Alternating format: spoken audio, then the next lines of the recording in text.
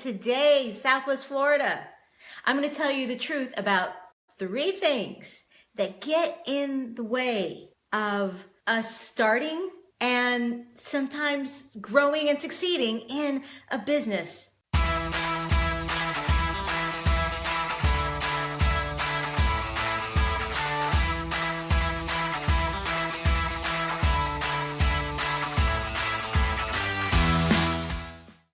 Those 3 things are fear, worry, and stress, right?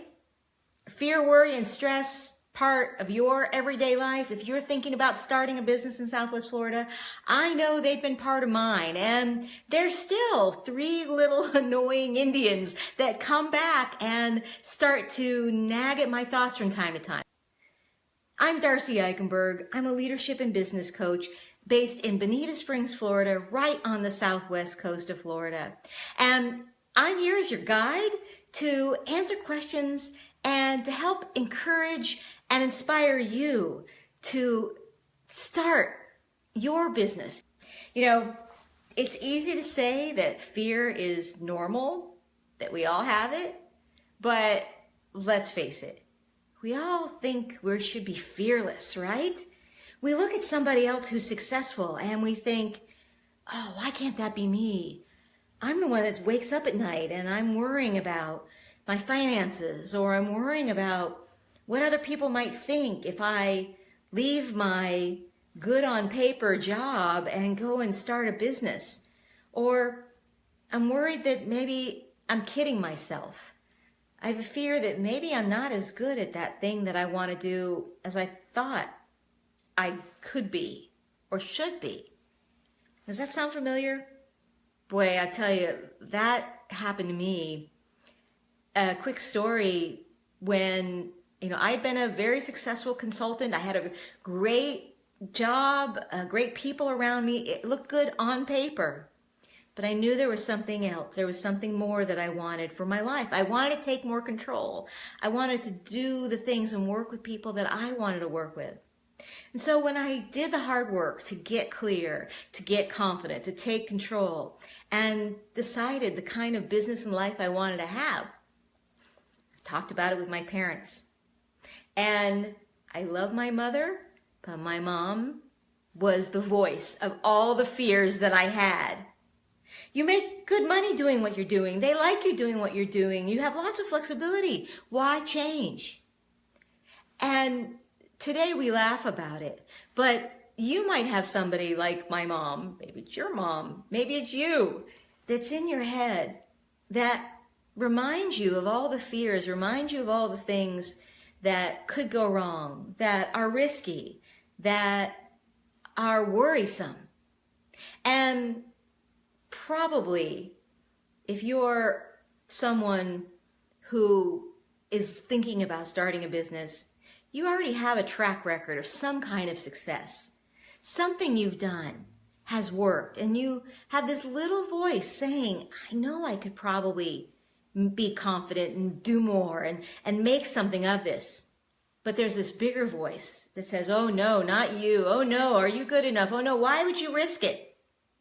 Well, here's something I want you to know, and one of the most important things as we are managing through fear, stress, and worry, if we're starting a business or thinking about starting a business, that voice is not real.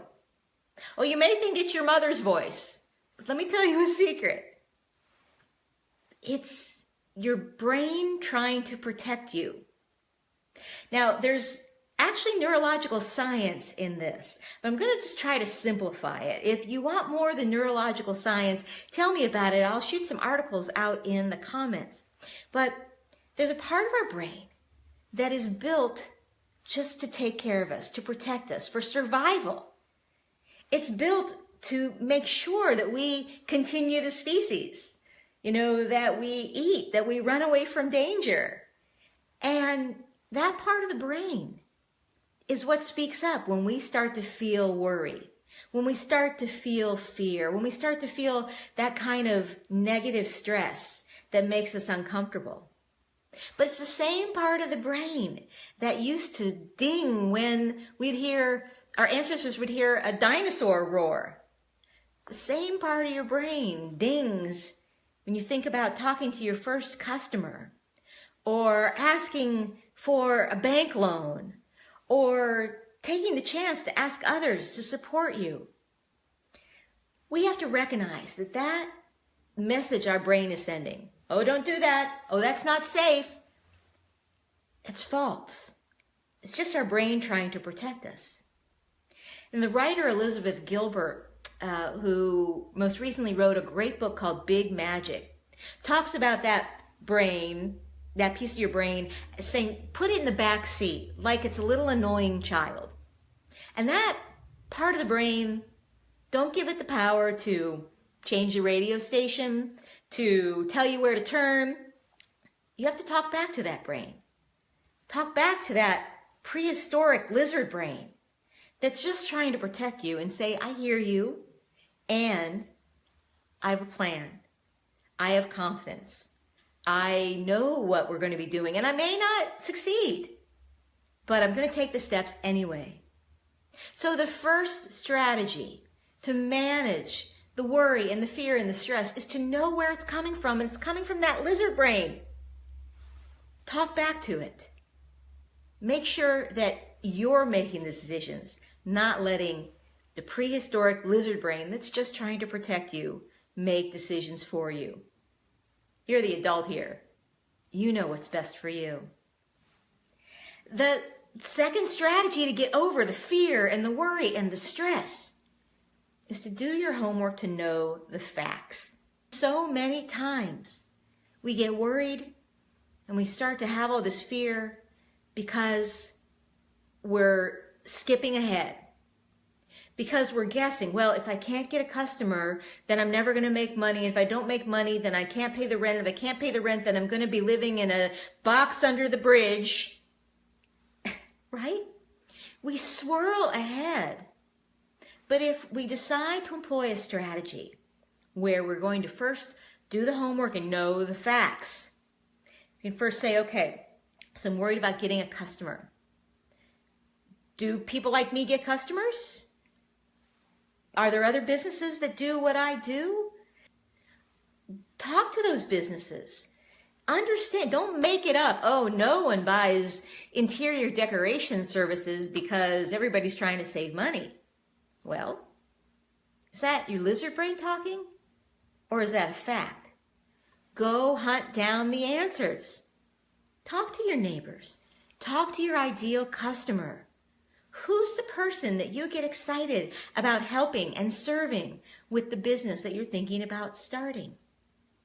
Don't get blocked because you think you know the facts. Get the facts. This is also really important if you're someone who your main fears are about money. I've seen so many people talk themselves out of good ideas, good business ventures, and even good career moves just because they're guessing about their money. Get it written down. Take the time. It doesn't have to be fancy. It doesn't have to be in a big fancy spreadsheet, but just write down. What does it cost you to live?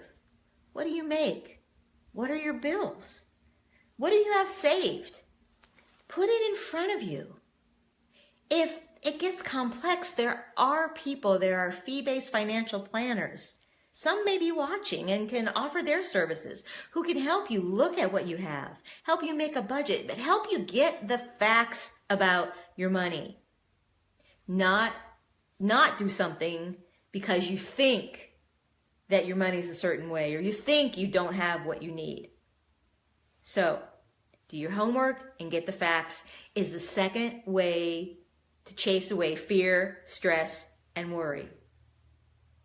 The third strategy to overcome fear, stress, and worry and to make it work for you when you're thinking about starting a new business or when you're in the beginning stages of a new business is to take that fear and turn it into excitement. Turn it into something that's positive, not something that's negative. And here's how. I had a client who was getting ready, had an opportunity to make a short presentation at a networking event. You know, and this happens, right? We get a chance to stand up and say, "Hi, I'm Darcy, and this is what I do, and this is how I add value." So she was really nervous. Her lizard brain was telling her she wasn't a good public speaker. Although I watched her talking to people all the time, and she's very comfortable. She's very articulate, and she had a great story to tell about what she was starting and what she was trying to do. But she started to get so nervous that she's fumbling all over herself. So she said, "Darcy, how do I avoid that the next time?" And here's the secret I told her.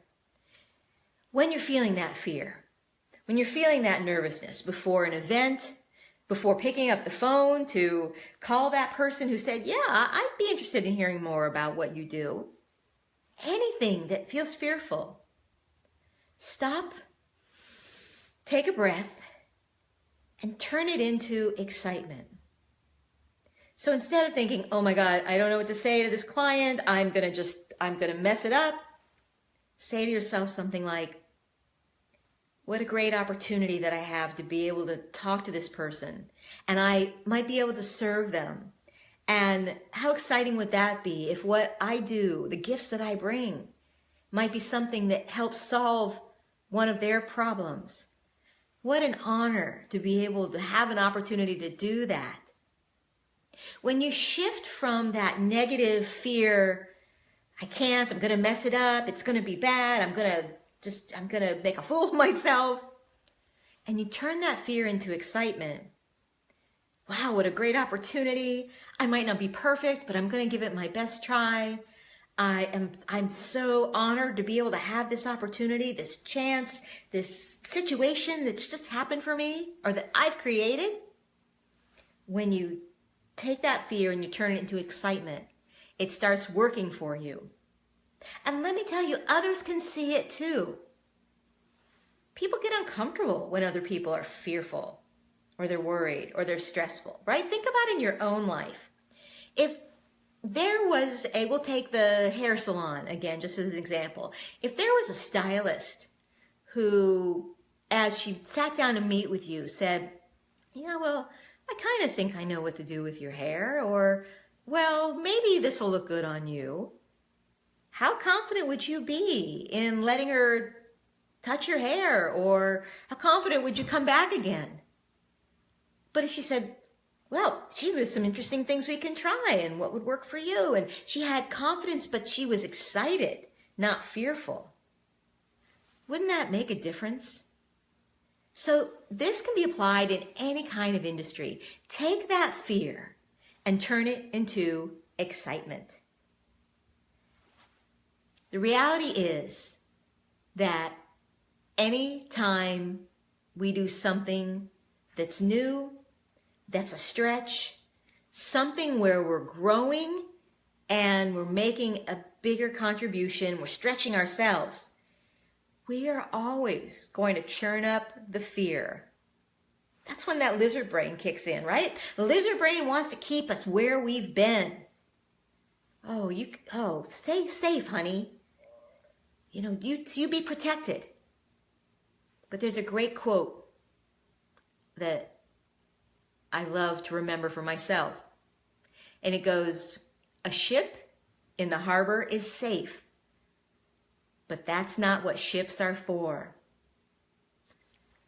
So talk back to that lizard brain.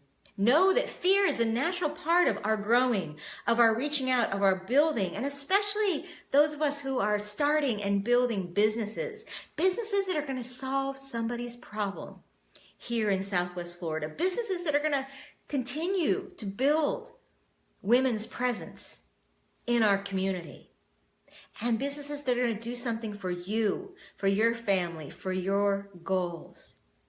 So don't let the fear, the worry, the stress get in the way. Talk back to that lizard brain. Do the homework and get the facts. And remember that you can turn that fear into excitement so that it drives you, it builds you up, and helps you every single day through everything that you do. So how about you? What are you going to do to help overcome the fear, the worry, the stress? Tell us your secrets, your strategies, because the things that you share may be something that someone else can use too. You never know when the gift that you have might be useful for somebody else. I look forward to reading your comments and seeing you here next week, and know that our conversations are the questions we'll answer are all based on things that you ask us. So feel free to put questions in the comments. We'll answer them as we go, and you might find your question as the topic of one of our next business building blocks, one step at a time. I'm Darcy Eikenberg. Thank you for being here and for your work in supporting business in Southwest Florida. We'll see you soon.